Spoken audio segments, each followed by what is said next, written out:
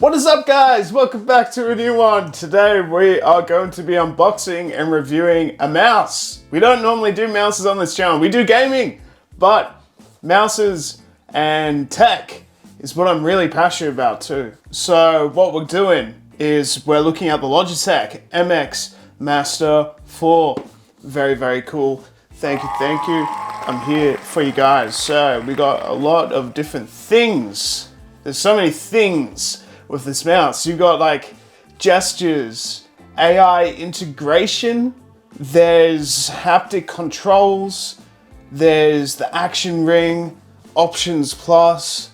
I'm exhausted just thinking about it, man. There's so many options. So we're gonna try and go through it for complete beginners in this video. So I'm excited to look at this mouse. I mean, it's an interesting one. Why not? Something different. So let's delve right in. Woo!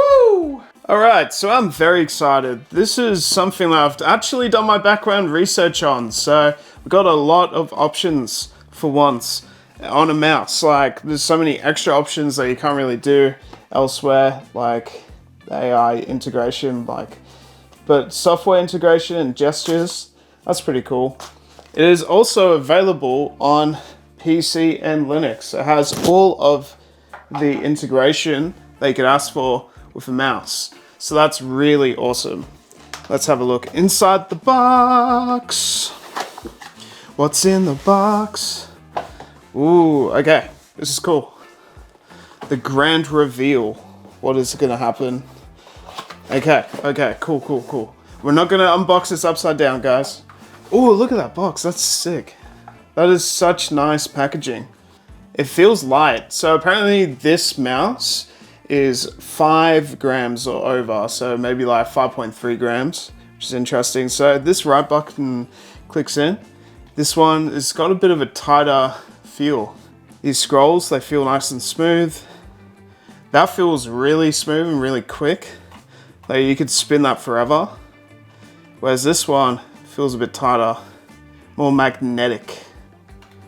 Very cool. These buttons feel fine. This gesture control is interesting. It doesn't really click in. So this is the action wheel, which they advertise, but also the gesture control. So it has this interesting feel, a rubbery texture. And then these just have a really interesting, almost, it's just interesting the material. I'm not sure what it is, but it's see-through, as you can see here. And then these are metal. Really solid build quality overall. I think this is really nicely done. Interesting button at the top here. We got a lot of different options over here. So it actually tells us how to connect everything at the bottom. So that's really good. And we got so many options over here as well, which we could probably remap and do whatever we want with. Excellent. So what we'll get at the bottom, this is how the bottom feels.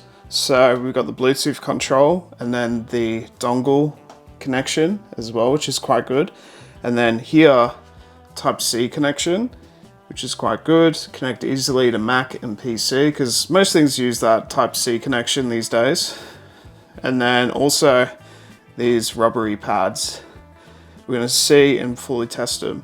You've also got 1, 2, and 3. So I'm gonna guess that's for what device you're actually connected to, which is quite cool. Very cool. All right, so we do have the dongle, which is quite small. That's like one of the smallest dongles I've ever seen in my entire life. And then we do have extra options. You'll just have all the instructions here and everything. But I believe that's everything inside the box. They've made it really eco-friendly, this packaging. It's always different. This is definitely eco-friendly, this packaging, compared to maybe previous models. So I can now put everything back in. You know, package and recycle pretty easily. So let's see. So this is some pretty basic instructions of like everything right here. So we got 1, 2, and 3, and that is basically everything inside the box. So it just tells us how to replace the battery, which is interesting. So if you want, unscrew 1, 2, 3, and 4, replace the battery if you really need to in the future. And that's it. There's no other instructions. So That's it, guys. Pretty cool. All right, so let's connect this beautiful mouse to our MacBook for the first time and see how it all goes. So we're gonna plug it in. This is the tiniest dongle I've ever seen in my entire life. They've made it so much smaller. All right, so it says allow. We're not using a keyboard, we're using a mouse. This is weird. Okay, so then what do we do here? So it has the USB connection, which is interesting. Is this for this dongle? How do I turn this on for the first time? Ah, okay, all right, got it. So you just like switch this thing up. I believe I said before that was for the Bluetooth connection. Completely wrong. So it's saying we've got 50% straight away connected, really good. Ooh, this feels interesting, guys. You know why it feels interesting? It's because that haptic sensor. You can feel the clickiness, which is real interesting. And then you've got the gesture control right here, which is just weird. So Finder, and that'll just open everything up, which is interesting. And then I press this again. So it's got all the apps already there for you, which is interesting. I should have done the tour. Oh my goodness. So you got the pointer speed, right? So if I was to really like pump this up, this can make it real fast and real sensitive. I prefer to keep it sort of midway because slow pointer speed is kind of boring. Like if you you'll really struggle with a slow pointer speed. I might just like put this up to like 60 because I like it real, but it's not really a gaming mouse. It's a productivity mouse, right? Okay. So you can actually extend this range if you really wanted to, all the way up to like, wow, 78,000 DPI, which is really, really high. I would actually put this probably midway to like 3,000. Yeah, that feels natural. Probably like the 60% felt good, I would say. So it's a little bit faster than like the midway, but it's still quite good. It's not too much. Okay, so we got the scroll wheel, which is really cool. And then you got the mode shift. So what does the mode shift do? Click mode shift to toggle modes manually. Okay, so you got the scroll wheel, which is quite good for like scrolling, obviously, and then the different modes, which is interesting. And then whatever this button does. So that's the gesture button. Okay, I thought this was the gesture button, so that's interesting. So you can navigate different gestures, hold shift, left, switch between desktop. So you got all of these things. So click just is the mission control, click, hold and move down is app expose. Ooh, okay. Ooh, that's mad. Okay, there's actually really cool stuff. And that, so it's as easy as holding down the gesture thing and then moving the mouse like a different way. And that just does like real cool, interesting gestures. That's sick. Okay, so that's the haptic sense panel. So, okay, so you got the gestures and then the haptic sense panel. Okay, that's really cool.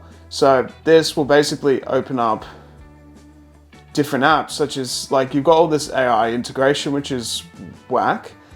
And then if you hover over the apps, it actually tells you what everything is as well. Screenshot, that's quite interesting. That's quite good. Play and pause. Okay, they've got like a lot of great options over here. I'm a big fan of that wheel thing. That's quite good. And I think that's new as well. You can actually alter the sensitivity of the haptic feedback if you really want to make it real subtle. I'm just gonna keep that medium. Like I don't have a preference so far.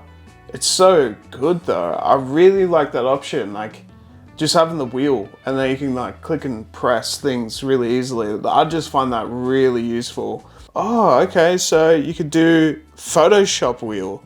So if I was to open Photoshop, it actually has an action wheel just for Photoshop. That is sick. I wonder if they've got the same for like Premiere Pro and stuff, because that is so useful. Okay, let's open up a new project. Okay, so it's scanning for supported apps. I think you have to download the Photoshop application. There we go. Okay, yeah.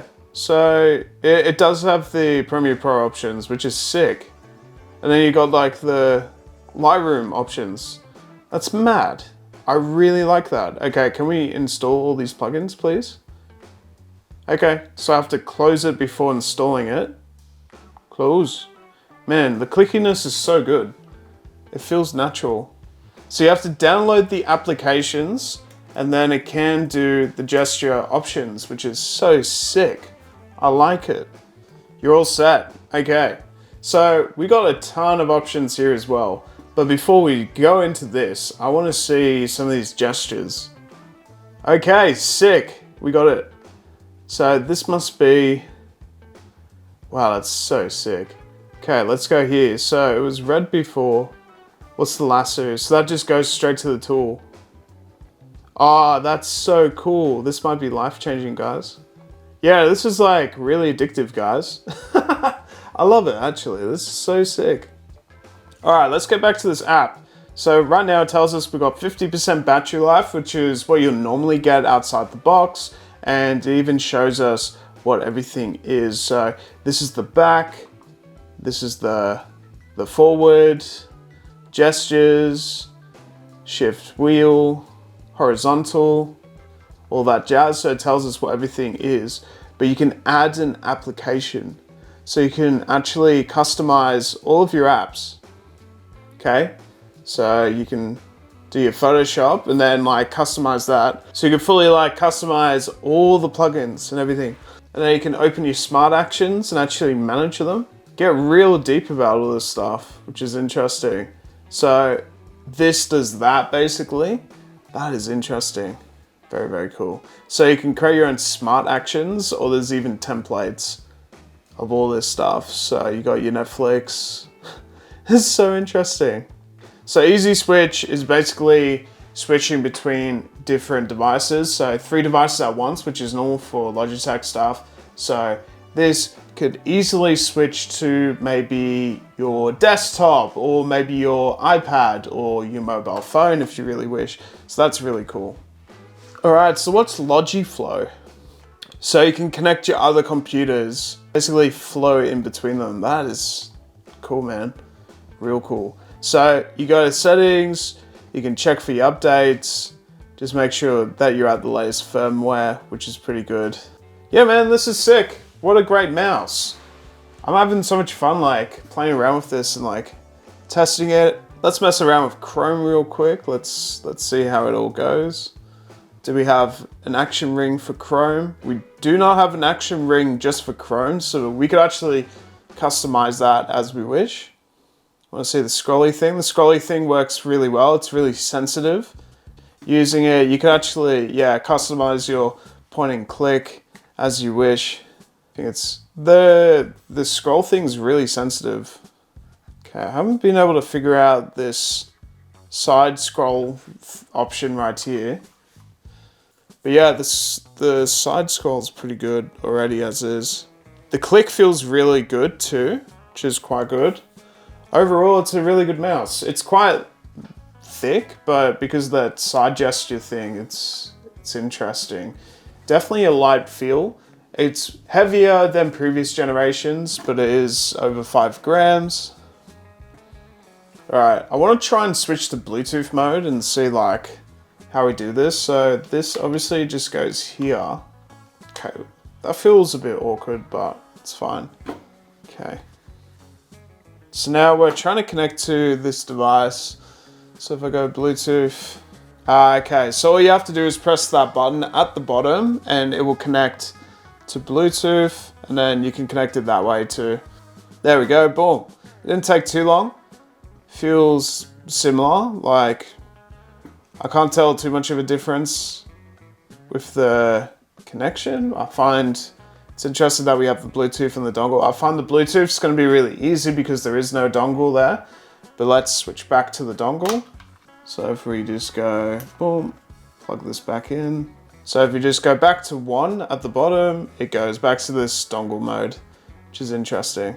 I don't know, it felt a little bit better with just the dongle.